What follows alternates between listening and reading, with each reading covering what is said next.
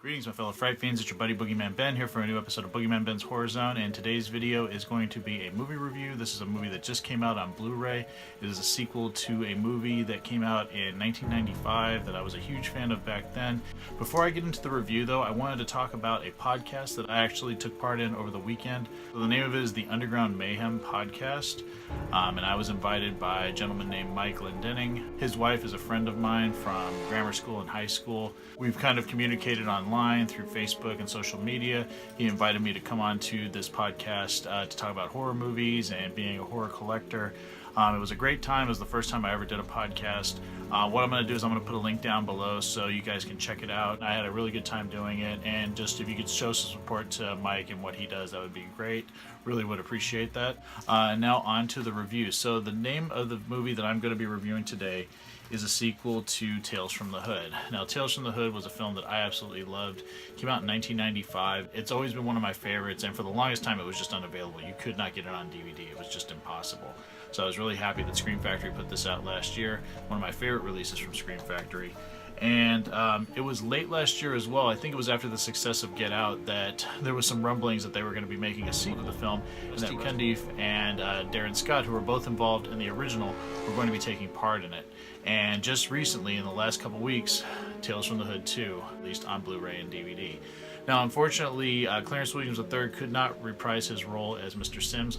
From my understanding, he is retired from acting, but one of my favorite actors of all time, Keith David, has stepped into that spot. This film is set up very similarly to the original.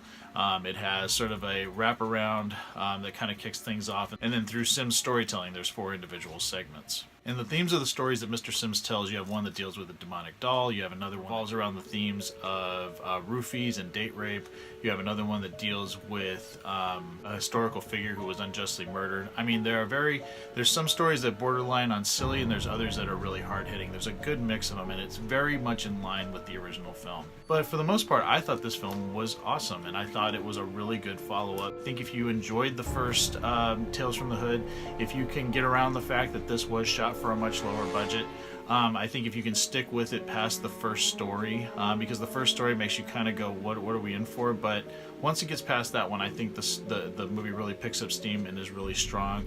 And I really enjoyed it, and I really recommend it, and I'm glad that I bought it. I wish that Universal would have done a better packaging. There's no special features, no trailer, no anything. It's just the movie on this. But I had a lot of fun with this, and like I said, Keith David really was the perfect choice to pick up the reins of Clarence Williams III as Mr. Sims. He did a terrific job. If I had to give this one a rating on my scale, I would give Tales from the Hood 2 4 skulls.